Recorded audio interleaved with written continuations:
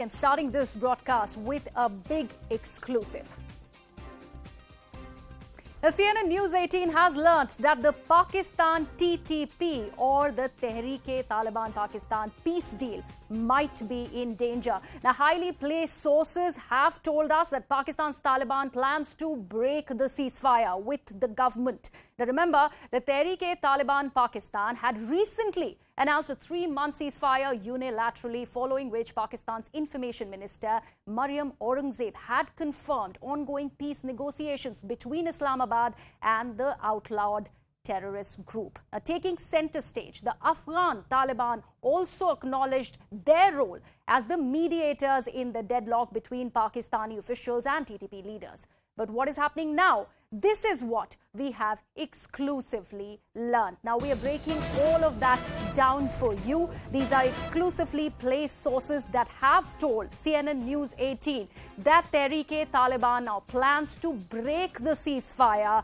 with the Pakistan government. So TTP, in fact, has gone ahead and raised funds via mosques in Jalalabad and also in other places. This is what we are learning. In fact, these funds are being raised to wage war against Pakistan's TTP chief. Also, in fact, Noor Wali Masood has gone into the hiding. This is what we are learning through highly placed sources. In fact, TTP commanders have also informed that no meetings with the chief are going to happen for the next 2 months. Now, what does that mean? We'd also break down all of that for you. Now, TTP also are suspecting an assassination attempt, which is what we are also learning from within Pakistani army. Pakistani army also plans to expand counter-terror operations against TTP, and Pakistani Army's lead negotiator with TTP has also been transferred. This is also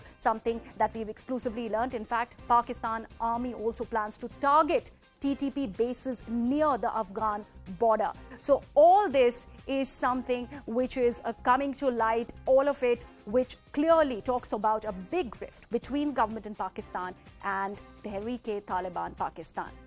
Let me actually cut this across to my guests who are joining me on the broadcast. Alok Bansal, who's the director of India Foundation, joins me. Also joining me today, this evening, is Pathikrit Payne, who's the geopolitical and security analyst. Pathikrit, I'll take this, to you first. What really explains this rift? Well, first of all, there's a history of, Tehreek-e-Taliban actually reneging on the ceasefire issues in the past. Also in 2004 and 2006, they did the same thing. See, the reason is very simple. Tehreek-e-Taliban today knows that Pakistan is weak and is not in a position to actually wage a war, the protracted war, the way they did it in the past against Tehreek-e-Taliban. Secondly, Tehreek-e-Taliban's actual demand is to actually demerge the FATA region, federally administered tribal area, from the Khyber Pakhtunkhwa province, and they actually want to create a mini Islamic emirate in the FATA region where they want to have an exclusive control. They also know that economically Pakistan is not in a position to wage a war. Secondly, they also know that the Achilles heel of Pakistan are the CPEC Chinese assets, and they have been constantly attacking those assets, knowing well that this will harm Pakistan enormously. So today, frankly speaking, Tehreek-e-Taliban knows that they have the backing of the Afghan Taliban, which initially Pakistan had thought that once Afghan Taliban comes into power, they will be able to control Tehreek-e-Taliban de facto through Afghan Taliban. That did not happen. So today, if you look at it, Tehreek-e-Taliban has already made it very clear that if their demands are not met and if they're pushed, they might actually collaborate with ISKP, which is Islamic State of Khorasan province, and they also have tacit understanding with other groups like Al-Qaeda as well as the Baluch-based secessionist and liberation organizations. So they are actually omnipresent today. Tehreek-e-Taliban today is literally omnipresent, and they are actually waiting for waging a huge war, which will be devastating for Pakistan. Firstly, because economically they are very weak right now, and secondly, every attack on Chinese assets will result in Chinese capital moving out of Pakistan, which will create major problem for Pakistan, which is already reeling under massive problem.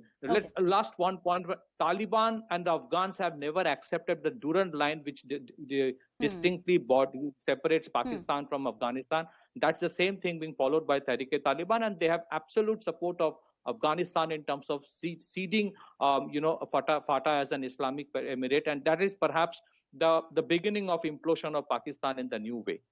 Alok Bansal, I'll bring you